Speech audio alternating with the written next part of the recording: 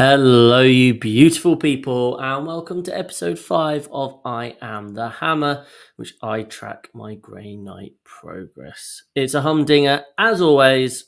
Let's get going.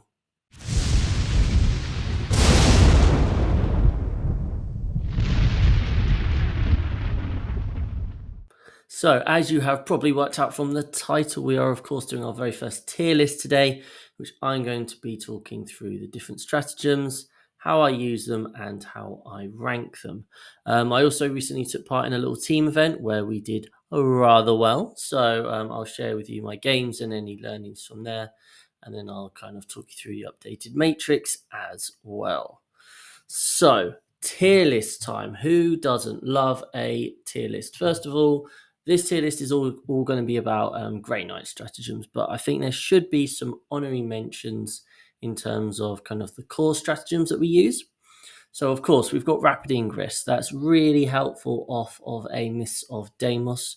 I definitely remember one game where I had my Wraith, my Terminators or Paladins over one side of the board, baited out for him to bring the Wraiths over to come and get me to defend his home field objective. I then missteered away and then got to rapid ingress back down the other side of the board.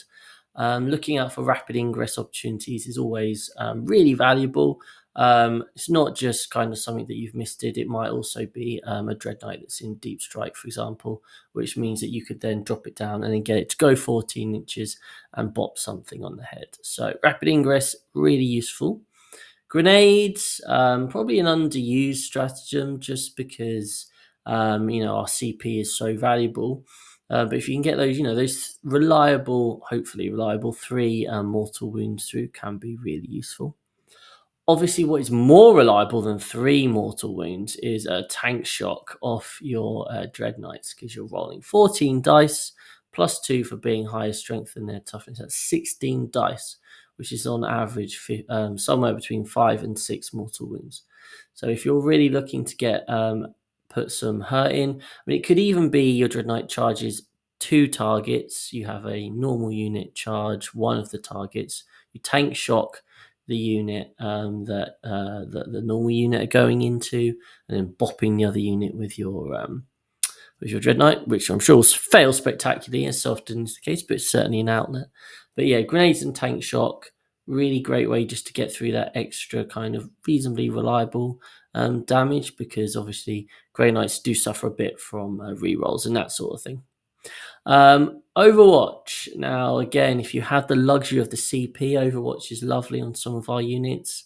I especially use it on Purifiers. They've got 4 Flamers. Purgation Squads with 4 Flamers. Paladins with Sustained, because on average, it's 18 shots, right? So on average, that's 3 hits, which actually becomes 6 hits with a Brother Captain, which is a loadout I've been using.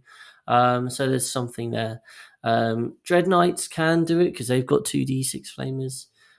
Just think about the reality of what's probably going to happen with your outcome, because obviously quite often actually that CP is far better spent elsewhere. So just think about when and where. I generally use it if it's going to affect points, or if I can quite confidently kill a unit. So I remember recently I used it against Orcs. I'd almost killed a unit of Orcs. They moved. I Overwatch again. That unit's now dead due to all the flamers, and actually I've managed to take out an entire unit which could go and do something for 1 CP.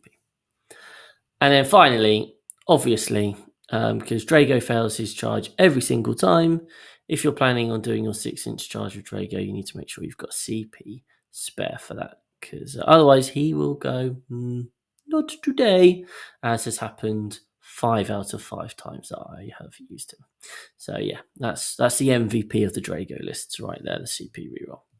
So anyway, back to the Grey Knight stuff. So coming in at number 6, we have Radiant Strike. So the main issue with this is that it is 2 CP. It's obviously in the fight phase and it gives you devastating wounds.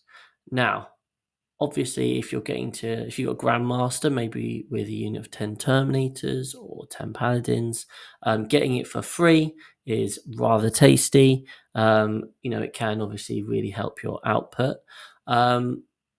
but if you're paying the 2 CP for it, the problem is just that opportunity cost. Like, do you really need the dev wounds out of 40 attacks? You're probably either killing something or not getting near to killing it anyway. So compared to how else you could be spending the 2 CP, it doesn't really feel great. Realistically, the only time I would probably be looking to use it is if I've got Drago and I'm going into a big demon. If you go into a big demon, his anti-demon 2+, means dev wounds on 2-ups, which probably means you've got a fairly reliable 15 wounds going straight through into a big chap. And then plus whoever he's with, the Terminators, Paladins, whatever, that's going to tip it over the edge and kill that unit. So that's probably the only time I'm looking to use this stratagem. But again, in the comments, do let me know if I've missed something obvious. But for 2 CP, it just doesn't feel great. Now, number 5. I think this might be controversial. And remember, this is only my experiences, okay? Now, just to say, I really do like this stratagem, Halodin Sulfur Fire. Basically, it's low NOP, isn't it, for 2 CP?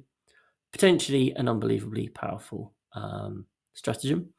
You kind of generally want to be using it early on to try and generate some primary that you might otherwise be using. Or you can hit a flank hard, wipe out that flank and have one of your units safe.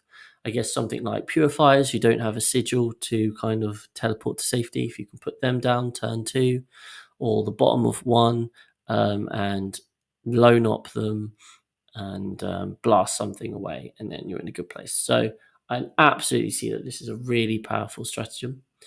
It hasn't come up for me, really. I mean, it's not particularly useful on UKTC unless you're trying to jump for the middle and try and draw people out. I have used it once before where I kind of dropped 10 Terminators in the middle of the board against Eldar and forced the Eldar to kind of come out to play within 12 inches and then was able to just wipe the Eldar out. So I do think this is a really good stratagem. Maybe it's me. Maybe I'm just not using it well, or not. I'm just not using it at the moment. I'd rather spend my CP elsewhere. And that's, for me, the issue. 2 CP is I just can't afford it. I just can't afford it at the moment, which is a shame. If it was 1 CP, obviously you'd be hammering it all the time. So it kind of has to be 2 CP, I guess. But yeah, let me know how wrong I am in the comments. I'm fully willing to accept that I am wrong in this case. But for me personally, I haven't used it effectively or had the chance to or needed to. In fact, there's never been a point where I've gone, oh man, I wish I'd loan up this. Maybe it's just me. Maybe that's something I need to up my game. I don't know. Let me know. So coming in at number 4, therefore, is Death from the Warp. So this is 1 CP to give you Assault and +1 to hit. Now, at the time of typing up this and recording, you were able to advance and do actions if you had Assault. That's just gone now. So therefore, actually, it has now lost quite a lot of its importance in that regard. Having been able to advance and shoot isn't particularly useful at all for anything. Maybe the Purifiers, I guess. But obviously, the +1 to hit is really useful. Really important to note the timing here. When you advance or when you drop down, that's when you declare it. It's not, oh, I'm in my shooting phase. Oh, I whiffed a bit. Oh, okay, well, this one I'll give +1 to hit. It's not that. You do your advance move or you drop down, then you declare the stratagem. Okay. But what that does mean is you get it till the end of the turn. So for a Dread Knight, for example, that's advanced, that means you're getting +1 to hit when you're shooting, but you're also getting +1 to hit in combat, which is really helpful. And you can just generate this situation where you've got maybe 2 Tech Marines and 1 CP, and you've got 3 Dread Knights hitting on 2s for like the whole turn. And that can be really useful. So that's kind of it. Plus it's 1 CP. So that's why I put it here ahead of the Lone Op stratagem. But again, now that it's lost its claws for the assault part being useful, just something to be in mind. Someone's mentioned to me before, if you've got If you've got a Grand Master in the unit, this is a battle tactic, so you can make this free. So you could be advancing and shooting Terminators, Paladins, 11 inches, and that could be useful. It's a thing. So now we come to the big three. Coming in at number 3, I've gone for True Silver Armor. Okay, so 1 CP, you're shooting me, not today, Armor of Contempt. Obviously, this couples really, really well with cover. Because that's basically -2 to their AP, and you'll then, you're just, oh, you're a Bright Lance, are you, at -3? Cool, 3 up save. It can completely nullify certain armies' output. Orcs, so much -1 with orcs in combat. You just do this and they are just bouncing. It doesn't matter what they are bouncing. Playing into Tyranids, they got a lot of -2. Shooting, cover, this, not today, sir. I think realistically, 2 things you need to think of. Firstly, do your maths. Like, how much is it actually changing? For me, if it's large amounts of shots at -3, and I'd quite like to get to the 3 up save, I'll use it. Or if it's a limited shots at really high AP, if I can use it to get myself to a 4 up, then I might use it then. But what you want to do is combine with the fact that, what am I looking to use this unit in afterwards? Have you written that unit off already? In which case, just save the CP. They're going to die anyway. Or is it maybe this will change the mass, so I'm going to have like 2 left? If you're going to have 2 left, well, we all know that, 2 strikes is just as useful, really, or as 5, or for 2 interceptors, right? They still get into the small gaps, they still be a pain, they still do tricksy things. So just think about the maths, think about what you're going to be using next for this. But yeah, obviously an incredibly useful and powerful stratagem for only 1 CP. And I think the other thing you want to be wary of is just keep trying to make sure your units are also getting cover as well. Don't just plop them down somewhere. Be like, can I get them so I could get cover from most angles? And then maybe that gives me a chance to survive again. So coming in at number 2, the mighty 3-inch deep strike. Okay, this is so powerful simply because it's so hard to screen out. Not many armies can screen out 3-inch deep strike. They might choose to try and screen out certain particular areas, but they can't do it. It's so good for getting into your enemy's battlefield. And when you're choosing to use this stratagem, which is probably pretty often, you've kind of got a choice here. You're either using it to generate yourself a good scoring opportunity, or you're using it to generate a good output opportunity. So what I mean by that is, maybe you can drop in somewhere for homers. Maybe you can drop in 3 inches, shoot and scoot your interceptors onto an objective and steal it. So deny 5 points. Or obviously the classic is capture any outpost. Your opponent hasn't screened properly. 3-inch deep strike onto their home field objective. So there are lots of scoring opportunities here. So be thinking about that, like when you draw your cards. And then the other thing is obviously output. They might have tried to screen out something so you can't get somewhere to blap it with your purifiers or your paladins or whatever.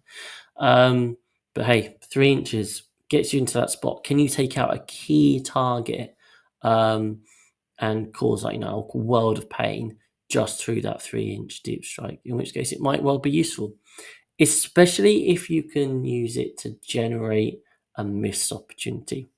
Quite often, and I'm certainly susceptible to doing this, but you kind of 3-inch deep strike and you just plug your stuff in, just into that gap. That'll do. But actually, what you can try and do is spread your unit out as far and wide as possible. That's because that will then mean that if they want to move anything that ends within 9 of this large footprint, you're then going to get to miss out to safety. It's not so bad when you've got like paladins or paladins or terminators with sigil, but your purifiers, you don't just drop and be one and done. So therefore, if you can generate a miss opportunity off them, that's really great. So something I'm certainly working on at the moment. Can you kind of weave 3 inches through a few units, move block them, make them, especially if you don't have any combat threats, Like, make them move and trigger that mist. So don't just focus on bundling them into a little ball. Another thing I found is kind of like when you're going into reactive move type stuff, it can be useful to generate enough firepower. So I had a game where I was like, right, I want to try and take out this wraith brick. But as soon as I start coming 9 inches away and their wraith brick is spread out, actually I could end up shooting myself out of range and then they just lone up themselves. So what I was able to do was generate 2 units to be 9 inches away, and then I 3 inched the paladin brick. And what that meant was it didn't matter. Um, kind of, I shot the other 9 inch units first, and it didn't matter how many I killed. My paladins were always going to be able to shoot in. So it's quite a nice little play around there. So yeah, I think from what I've seen, I know for myself, the main takeaway with the 3 inches, just try really spreading yourself out with that unit and taking up a lot of space and creating a huge 9 inch bubble of, if you go here, I'm misting away. So coming in at number 1 is, of course, the mighty Mists of Deimos. After your opponent ends their move, you can either move up to 6 inches, or you can go into Deep Strike. An incredibly powerful ability, because what it does, it just creates zones of control. It's like, oh, here's this thing you want to kill. Wow, if you move within 9, you can no longer kill it. You're going to get to use this most turns, aren't you? Really, it links well with rapid ingress, as we said earlier. I think the most important thing for me is when I'm doing my movement phase, I know which units I'm saying you're going to go there, do your job, and then you're going to die. And then I've got some other units, or one other unit where I'm like, right, this is probably going to be, almost certainly going to be my mists target. Unless, of course, they don't trigger anything up. The games go really well are the ones where I only give them one unit, and that's a unit that I'm definitely going to get to mists away. So that all comes down to having the plan in your own movement phase. Right, I'm putting this unit here, and this is the mist target. But when you're putting your units down, also just think they've got this 9 inch bubble around them of, right, you come here, I'm going to pick that big scary unit up, and I could then rapid ingress it down somewhere else. And it really creates like lots of problems for your opponent because they're constantly having to screen you, even in their own movement phase, even like turn 3 or 4. Something that I certainly underutilize is the fact that they can just move, and you could use that to move onto an objective to try and steal primary.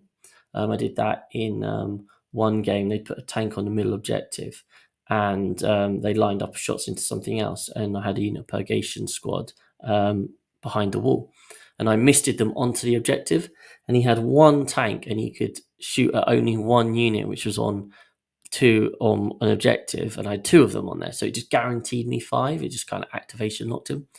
So yeah, also potentially moving away to make a charge harder, moving behind a wall so you can't get shot anymore if they move within 9. All those sorts of things. Like, it's just such an incredible kind of stratagem. So yeah, let me know what have been your most exciting times you've got to use Mr. Deimos, because for me it's such a good stratagem. I do love it. So yeah, there you go. That was my tier list. Let me know how wrong I am in the comments below. Anyway, went to a Brother in Arms 3 tournament. It's just supposed to be an 8-man team event, or 8-team team event. It became 7. It was just three players in each team. It was a bit of fun. There's a mix of level of opponents there. I made a slight adaptation to my current list. So what I did was I dropped the Purgation squad because I didn't believe one of them actually does anything. I went to a second Intercept squad. Really happy with that change. And then what I did was I dropped the 5 Terminators who were on their own, and I put in a third Dread Knight. Again, really happy with that change. I love this list. Really like this list. I understand it's a certain type of list, but I think for what it does, I can't fault it at the moment. So in terms of our matches, things went rather well. So played into a bit of a mix of just Space Marines, really. It was Alfie's first ever tournament, and I just kind of went, okay, I'm just going to run at you, and I don't think you can kill me very quickly, and that kind of happened. So the game wasn't really one to talk about. But then I played into Soul Forged Warpack. Now, for those of you who don't know, that is kind of like shooty vehicles, and they get +1 to wound if they demonic pack. This was an interesting game. If you stand out there and say, Chaos, shoot me, you will just die. It's as simple as that. As shown by the fact that on turn 1, he bombed everything forward, including a Forge Fiend onto like my natural expansion objective because it was diagonals. So I dropped a Paladin brick down. He was like, should I Overwatch? Yeah, I like kill 2 or 3. He caused 17 wounds in Overwatch. He had full rerolls from the Wartsmith. He had lethal hits and sustain from Hellbrute. He rolled obnoxiously well on top of that. He's +1 to wound to counter my -1 to wound. And suddenly I'm staring down the barrel of 17 follow-up invulnerable saves in Overwatch on an over 500 point unit. Mental. Thankfully, I then high rolled and only lost 5. I say only lost 5. Yeah, oh my word, that was terrifying. That could have just been the game. But as it was, I think I in this game did a really good job of move blocking and hiding, which is the Grey Knight way. And I think I played this game really well and ended up quite comfortably winning. And I did kill most of the vehicles in the end as well. But yeah, that's a terrifying time. I then played into Sam, who is a very, very good player. He's gone like undefeated at UKTC Super Majors before. He was trying out Renegade Raiders. He'd not played into Grey Knights. I'd not played into Renegade Raiders. Kind of went to see how it went. The main issue in this game was primary.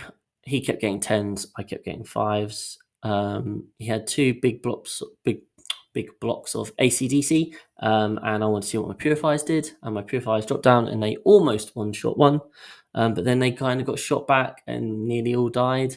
It wasn't a good trade. I don't think I played this game particularly well. I think I probably should have put more threats onto one flank earlier on, which was a bit of a mistake. But no, Sam played it really well. He's a very good player. Narrow loss. I do genuinely believe like us into Chaos Shooty. I think we're favoured because we can just hide and move block. Into where they've got lots of combat-y threats, it feels a lot closer, and it feels roughly like an 11-9, 9-11, somewhere in between that. As long as both players are reasonably close skill level. That's kind of how it feels. Round 4 was an interest. Our team lost that round. We'd won the previous 2. This round 4 was an interesting one. So in my head, I've played Tyranids quite a bit now, and I was like, right, I'm just going to go for it. I'm just going to table him because I know Tyranids can't hurt me. And I got a bit cocky, to be honest with you. And I was like, I'm going to start my Paladin brick off the board. I'm going to start 2 Dread Knights off the board, and I'm just going to drop down and smash face turn 2. And what happened was turn 2, I dropped down and killed literally nothing because Carnifexes didn't want to die. Now, Grey Knights are so favoured in that matchup that I still had various tricks in the bank. And even towards the end of the game, he probably had more points on the board than me. But I was still able to just do my shenanigans and, take the board. And it was still reasonably comfortable just because of the matchup. But this was certainly me going, I'm going to try and play in an aggressive way. And it went badly. And it proved a point to me that actually I'm maybe not that sort of player. And, it wasn't necessary to try and play it that way. Just don't try and change things up. Like if you're going to push later on, don't try and hammer blow. Because what actually happened was turn 2, I didn't really kill anything. But turn 3, I was able to pick up 2 Carnifexes on one eye. I was able to pick up like his whole backfield because I dropped the purifiers down there. So yeah, it was kind of just delayed gratification, I guess. But we won that, and the team we lost to in round 3, they also lost to the team that we had beaten in round 2. So this really cool situation where going into round 5, we've got 3 teams on 3-1, and we're the team that scored the most points. The team in second place are playing like one of the bottom teams. So we're like, well, they're probably just going to get a bunch of 20s. So we need to go hard. And it was this really refreshing kind of approach where we're thinking, right, let's just play really aggressively, focus heavily on primary denial, and try and push those differentials. And so I was playing into Orcs Warhorde, and he went first, and he kind of just spread out. He had some stuff on each of the corners and something in the middle. So I picked up my Paladins, picked up my Purifiers, I picked up a Dread Knight, I moved another Dread Knight, and I just hammered the top left-hand corner. Just deleted it, barring like a Mogrog and like a Squig Hog Boy, because -1 to wound is really annoying on toughness 7.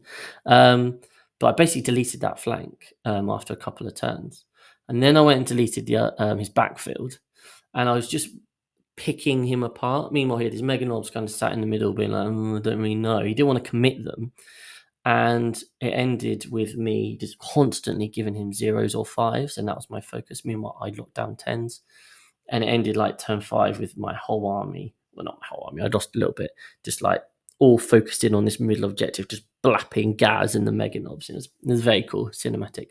And this was kind of like, this was the moment where I was like, oh yeah, Grey Knights are so good. Just like destroying a flank, heading over to the other flank. It was just so much fun.